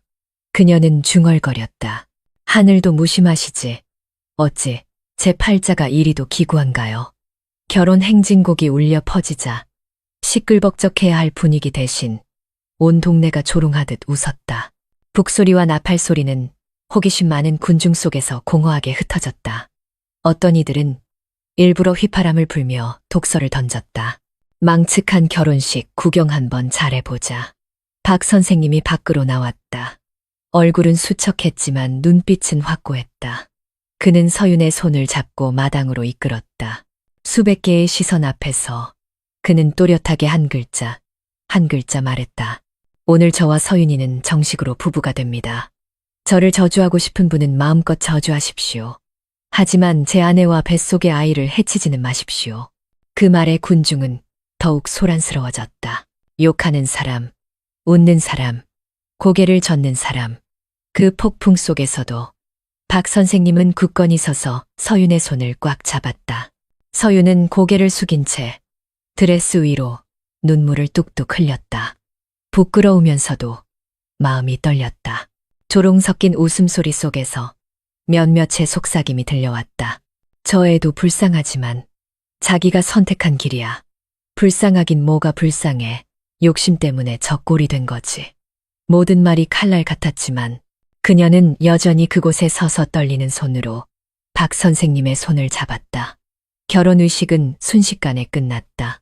축사도 박수 소리도 없었다. 오직 비웃음과 경멸의 시선만이 가득했다. 김 여사는 그 자리에서 기절했고 사람들이 부축해 안으로 옮겼다. 의식이 끝나자 박 선생님은 서윤을 부축해 집 안으로 들어갔다. 군중은 흩어졌지만 수군거림은 여전히 이어졌다. 정말 세상에 웃음거리네. 저 결혼 생활이 얼마나 가겠어. 어두운 방 안에서 서윤은 주저앉아 통곡했다. 박 선생님이 옆에 앉아 그녀의 머리를 쓰다듬으며 메인 목소리로 말했다. 미안하다. 내가 너를 이런 상황으로 몰았구나. 하지만 이 방법만이 네가 명분을 얻고 아이가 아버지를 가질 수 있는 길이었다. 서윤이 고개를 들었다. 붉게 충혈된 눈으로 속삭였다. 저는 명분 같은 거 필요 없어요. 그저 평온하게 살고 싶었어요.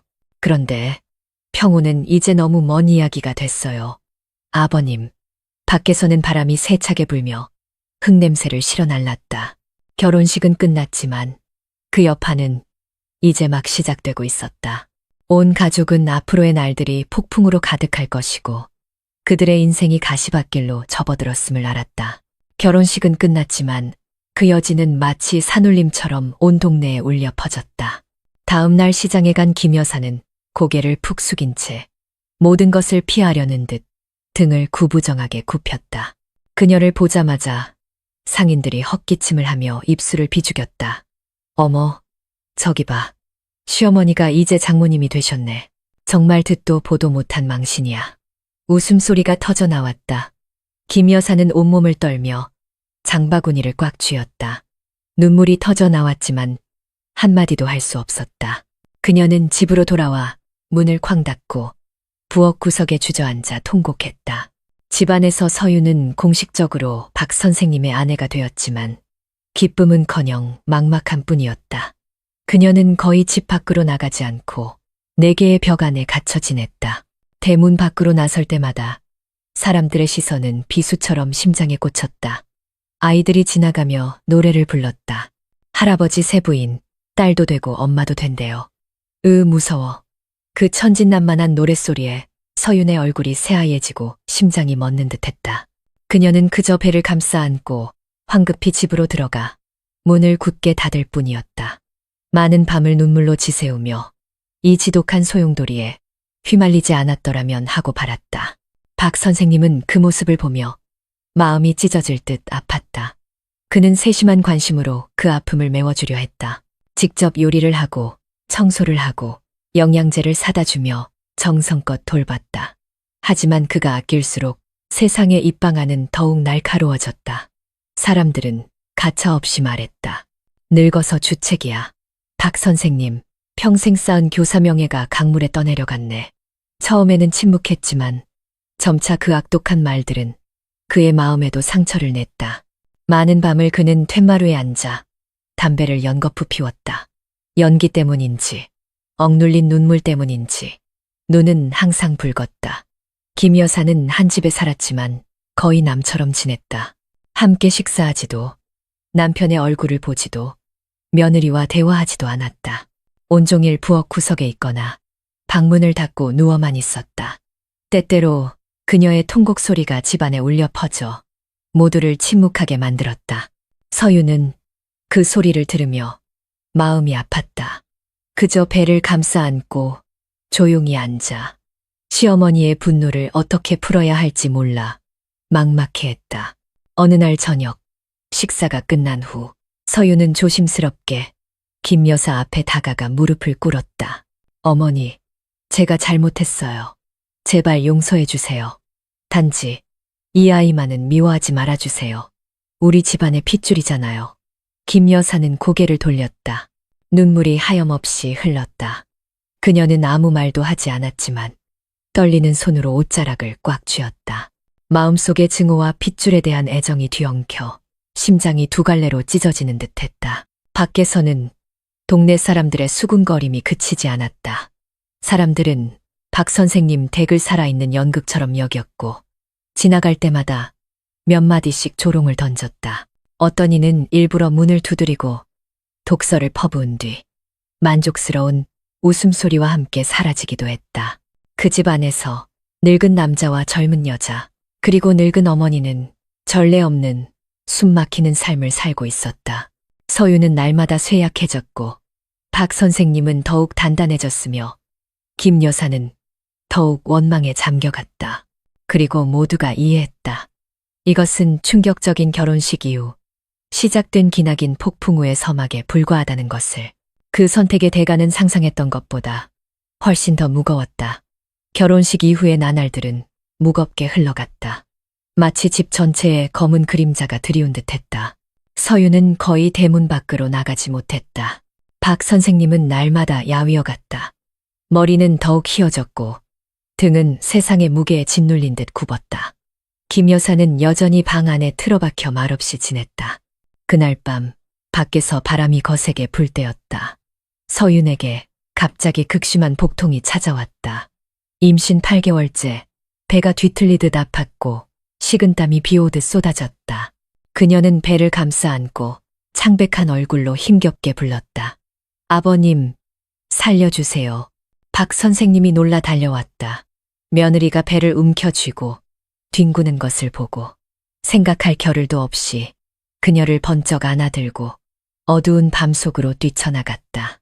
김 여사가 소리를 듣고 황급히 따라 나왔다. 얼굴은 하얗게 질렸고 심장이 멎는 듯했다. 분노는 여전했지만 걱정은 그보다 컸다. 병원에서 의사는 미간을 찌푸렸다. 조산이지만 급히 수술해야 합니다. 그렇지 않으면 산모와 아이 모두 위험합니다. 그 말에 박 선생님의 심장이 멎는 듯했다. 그는 떨며 서윤의 손을 잡고 갈라진 목소리로 말했다. 힘내거라. 아버지가 바로 여기 있을게. 수술은 끝없이 길게 느껴졌다. 박 선생님은 복도에 앉아 두 손을 깍지 낀 채 차가운 땀을 흘렸다.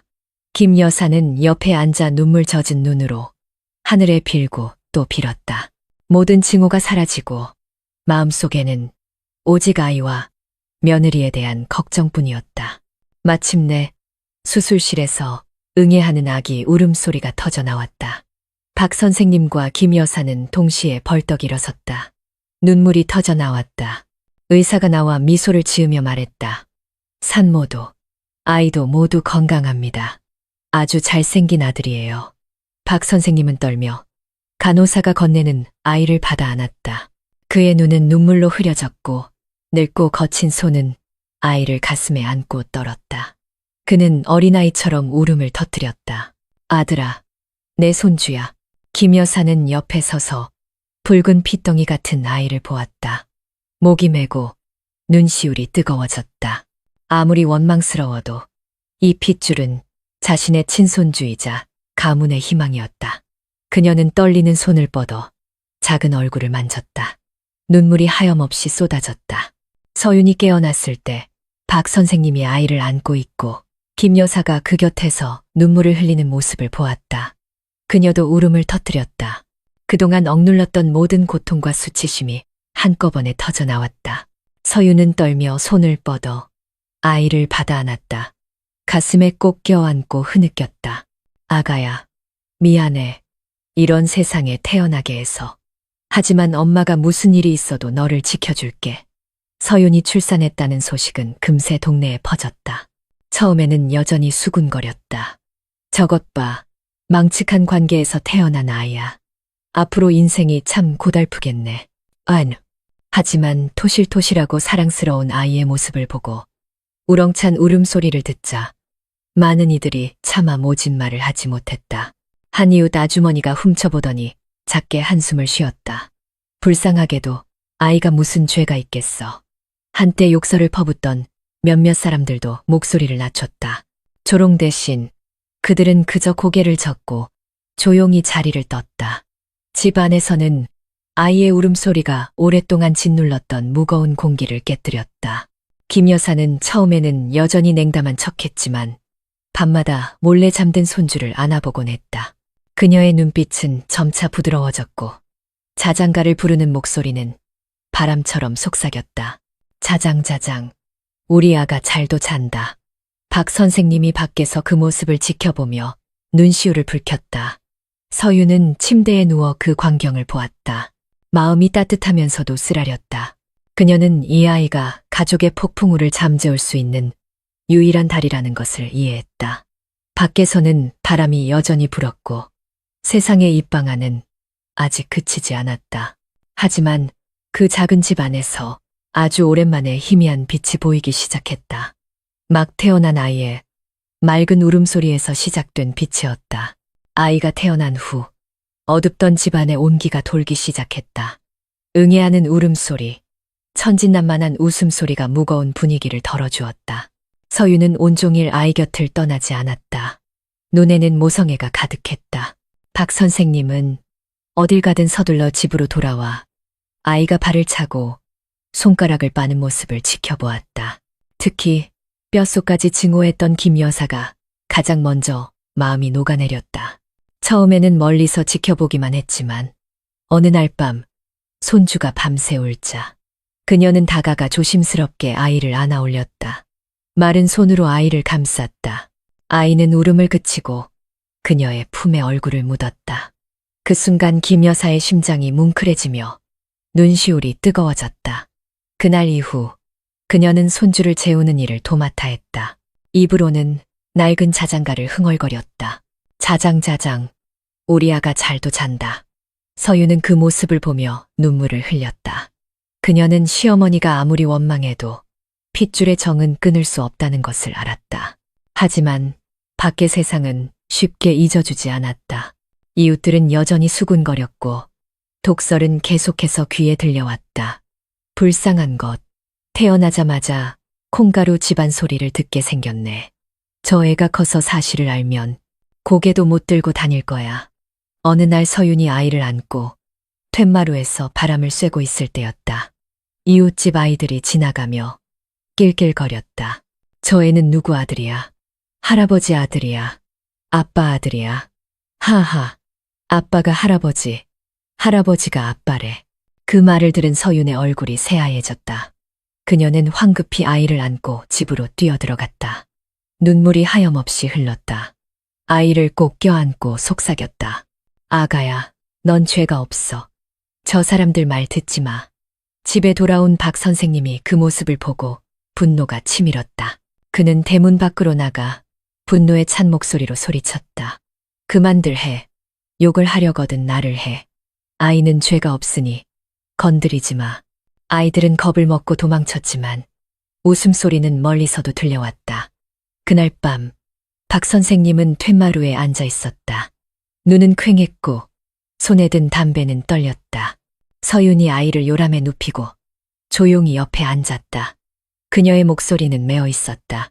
아버님, 차라리 제가 아이를 데리고 다른 곳으로 떠날까요? 여기서는 아이가 평온하게 자랄 수 없을 것 같아요. 박 선생님은 굳어졌다. 눈이 붉어졌다. 그는 조용히 고개를 저었다. 어딜 가려고? 홀몸으로 누가 너를 지켜주겠니? 절대 안 된다. 하지만 여기 있으면 아이가 평생 수치 속에서 살까봐 두려워요. 서윤이 울음을 터뜨렸다. 박 선생님이 며느리의 머리를 쓰다듬으며 메인 목소리로 말했다. 안다. 하지만 아버지를 믿어라. 언젠가는 사람들이 이해해 줄 날이 올 게다. 우리가 올바르게 살고 이 아이를 훌륭하게 키워내면 세상도 결국 침묵할 수밖에 없을 거야. 그 말에 서윤은 눈물 속에서 고개를 끄덕였다. 앞길이 멀고 험난하다는 것을 알았지만 적어도 곁에는 박 선생님이 있었다. 김 여사는 방 안에서 그 대화를 조용히 들었다. 그녀는 벽을 향해 돌아 누워 눈물을 뚝뚝 흘렸다. 마음속 분노는 아직 가시지 않았지만 손주에 대한 사랑이 점점 커져 모든 것을 압도하고 있었다. 그녀는 한숨을 쉬며 생각했다. 하늘이 나를 벌하시려는 모양이다. 하지만 죄 없는 아이에게 무슨 죄가 있겠는가. 그때부터 그녀는 손주를 더욱 살뜰히 돌봤다. 이웃들의 욕설을 들으면 여전히 속이 상했지만 아이가 천진하게 웃는 모습을 보면 마음속에서 작은 불씨가 모든 것을 녹이는 것 같았다. 밖에서는 여전히 세상의 입방아가 독을 품고 있었지만 작은 집 안에서는 아이의 울음소리와 웃음소리가 상처 입은 세 사람을 잇는 끈이 되어가고 있었다. 시간은 흘러 아이의 이름은 안이라고 지었다. 평안을 바라는 기도와도 같은 이름이었다. 안이 생긴 후 무겁던 집안의 희미한 기쁨이 싹트기 시작했다. 옹알이 소리, 맑은 웃음소리가 침묵을 채워주었다. 안은 클수록 잘생겨졌고 맑고 투명한 눈과 통통한 얼굴은 보는 이의 마음을 녹였다. 처음에는 경계하던 이웃들도 지나가다 안의 웃음소리를 들으면 저도 모르게 미소를 짓고는 황급히 고개를 돌려 감정을 숨겼다. 어느 날 오후, 안이 마당에서 첫걸음말을 뗐다. 서유는 아이를 부축하며 웃었다. 행복의 눈물이 뺨을 타고 흘렀다. 툇마루에 앉아있던 김 여사는 처음에는 조용히 지켜보다가 참지 못하고 일어나 두 팔을 벌렸다. 안이 아장아장 달려와 그녀의 품에 안겼다. 김 여사는 울음을 터뜨리며 손주를 꽉 껴안았다. 아이고, 내 강아지, 내 손주. 그 울음소리에는 더 이상 분노가 아닌 애정만이 가득했다. 서유는 그 모습을 보며 눈시울이 뜨거워졌다. 처음으로 시어머니가 진심으로 부드러워진 것을 보았다. 그 눈에는 오랫동안 갈망했던 행복이 비쳤다. 안이 걷기 시작했다는 소문은 온 동네에 퍼졌다. 사람들은 여전히 수군거렸지만 욕설 대신 한숨 소리가 들려왔다. 저 녀석 참 똑똑하네. 그러게. 보면 불쌍하기도 해. 아이가 무슨 죄가 있겠어. 한때 악담을 퍼붓던 이웃 아주머니가 지나가다 아내에게 사탕 하나를 쥐어주었다. 입으로는 여전히 투덜거렸다. 불쌍하긴 하지만 너희 집안은 여전히 망신이야. 하지만 눈빛은 예전과 달랐다. 박 선생님은 그 모든 것을 지켜보며 조금이나마 안도감을 느꼈다. 자신과 서윤의 멍해를 푸는 길은 아직 멀었지만 적어도 손주가 사람들의 마음에 연민의 씨앗을 심고 있다는 것을 알았다. 서윤도 변했다. 부끄러움에 고개만 숙이던 며느리에서 아이를 안고 당당히 시장에 가는 엄마가 되었다. 누군가 험담을 하면 그녀는 그저 안을 더 꽉 껴안아 아이의 맑은 웃음소리가 모든 독서를 덮어버리게 했다. 그녀는 마음속으로 알고 있었다. 앞만 바르게 자라준다면 세상은 결국 침묵할 것이라고. 김 여사는 날이 갈수록 손주와 가까워졌다. 밤마다 안을 안고 마당을 거닐며 자장가를 불러주었다. 손주를 보는 그녀의 눈빛에는 예전의 절망 대신 희망이 빛났다. 입 밖으로 내지는 않았지만 며느리에 대한 증오는 이미 많이 사그라들고 그 자리엔 조용한 애정이 자리 잡고 있었다. 어느 날 안이 고열로 알아누웠다. 온 가족이 놀라 병원으로 달려갔다. 박 선생님은 밤을 새웠고 서유는 거의 기절할 듯 울었다. 김 여사는 병원 마당에 나무 아래 무릎을 꿇고 간절히 기도했다. 안이 회복되자 세 사람은 안도의 한숨을 내쉬며 서로를 보고 조용히 눈물을 흘렸다.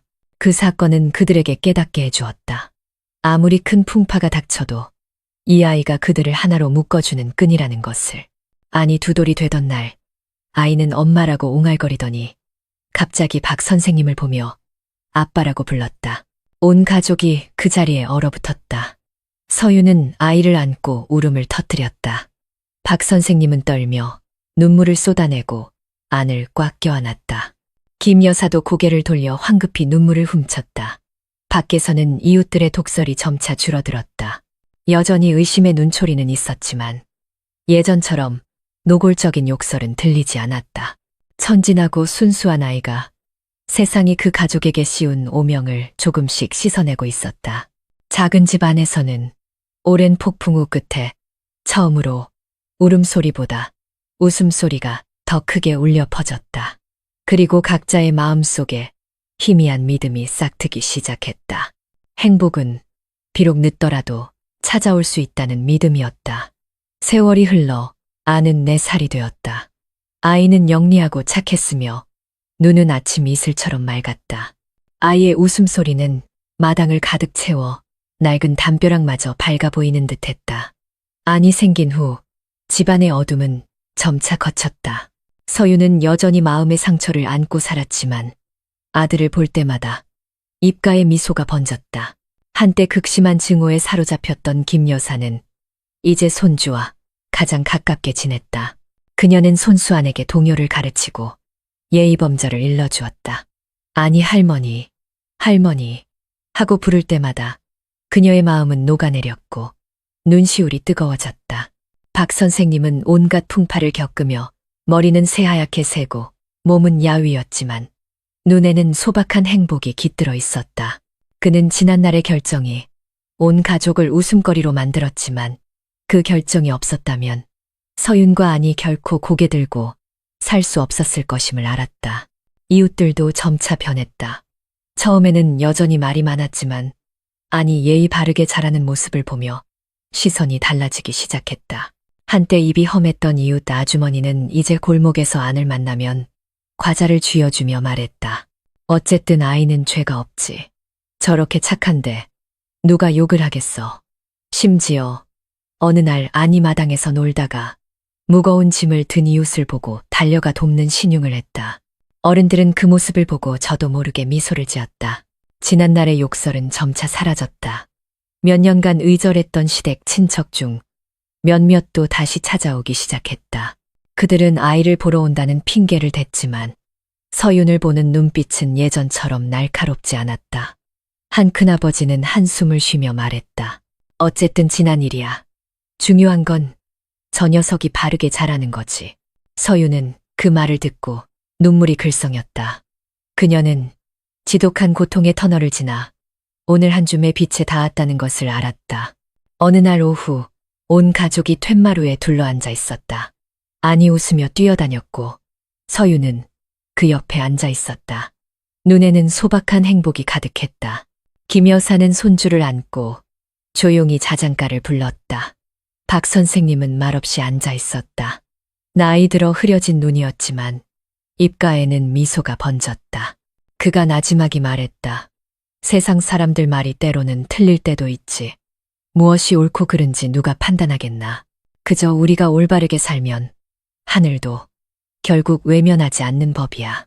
서윤이 그를 돌아보았다. 눈이 반짝였다. 마음속의 모든 원망과 죄책감이 녹아내리는 듯했다. 김 여사도 고개를 들었다. 눈빛이 부드러워졌다. 마음속 상처는 여전했지만 골목에서는 아이들이 공을 차며 떠들고 있었다. 더 이상 아무도 노래로 놀리지 않았고 비웃지도 않았다. 한때 동네의 수치로 여겨졌던 그 집은 이제 평범한 가정이 되어가고 있었다. 아이의 웃음소리가 모든 편견을 덮어버린 곳. 황혼 속에서 박 선생님의 등은 굽었지만 걸음걸이는 여전히 굳건했다. 서윤이 아이를 안고 그 뒤를 따랐다. 김 여사는 맨 마지막에 천천히 걸었다. 한때는 결코 한 상에 앉을 수 없을 것 같았던 세 사람이 이제 함께 평온한 저녁을 향해 걸어가고 있었다. 폭풍은 지나갔다. 상처는 남았지만 그들은 폭풍우 속에서 가장 소중한 것, 바로 평온을 찾아냈다. 박 선생님과 김 여사, 그리고 서윤의 이야기는 온 가족과 안산의 작은 동네 사람들의 기억 속에 잊을 수 없는 상처로 남았다. 한때 수치의 상징이었던 그 집은 결국 아니라는 아이의 등장 덕분에 평온을 되찾았다. 죄 없는 핏줄이었지만 그 안에는 상처를 치유하는 힘이 있었다. 돌이켜보면 그들이 걸어온 길은 가시밭길이었다. 박 선생님은 평생을 올곧게 살아온 사람이었지만 결국 며느리와의 금지된 관계에 빠졌다. 그 결정은 그의 모든 명예와 친척, 그리고 부부의 연을 잃게 만들었다.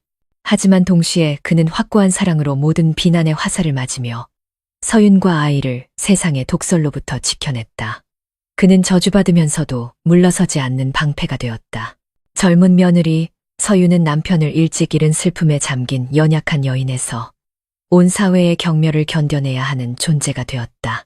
그녀는 떠나고 싶었고 사라지고 싶었지만 모성애가 그녀를 붙잡았다. 뱃속의 아이는 그녀가 모든 것을 견디며 버틸 수 있었던 이유였다. 그 강인함 덕분에 서윤은 마음의 상처가 영원히 아물지 않더라도 점차 고개를 들 수 있게 되었다. 시어머니 김 여사는 극심한 증오에 사로잡혔지만 마음속에서 격렬한 싸움을 겪었다. 욕하고 내쫓으려던 그녀는 손주를 품에 안으며 점차 마음이 녹아내렸다. 핏줄의 정은 고통을 잠재웠고 그녀에게 원망은 결국 사라지고 사랑만이 가족을 지킬 수 있다는 것을 깨닫게 했다. 그리고 결국 역경 속에서 태어난 아이 아니온 집안을 비추는 등불이 되었다. 아이의 천진한 웃음소리는 이웃들의 적대감을 누그러뜨리고 친척들의 비난을 멈추게 했다. 아이는 죄가 없으며 올바르게 키우기만 한다면 어떤 편견도 결국 고개를 숙일 수밖에 없다는 것을 증명했다.